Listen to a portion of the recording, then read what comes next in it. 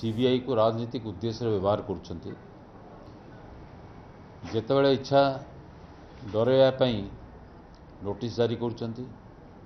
कि गिरफ करने धमक दौरान कौ जगार गिरफ कर अतएव आम जो कहूँ federal structure of the constitution ता उपरे प्रश्नवाची सृष्टि होती मोटामोटी भाव में ममता बनर्जी जहाँ कहते से ठीक कहते Janata Dal's statement on the CBI issue. Institutional integrity has to be restored after all this infighting. We are a mature democracy and professionalism should be maintained in all these issues. Even in Odisha, sudden action of CBI just before Panchayat elections in the past and now before general elections smacks of unprofessional conduct and colored with political motives. सबु तथ्य CBI पाखरे अछि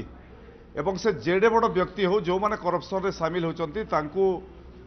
जेरा करिबा तांको गिरफ करिबार आईन विधि संविधान रे विधि व्यवस्था अछि जे कोनोसी लोक हेले मध्य ममता बनर्जी जेते बेले देखुचंती जे तांकर लोके गिरफ होचंती चिट फंड रे शामिल होइचंती तांको सुरक्षा देई पारिलेनी ममता बनर्जी जेहेतु सीबीआई टा आपनकर तांको अधीन रे नहो सेति पई गोटे नाटकबाजी चलैछंती ममता बनर्जी।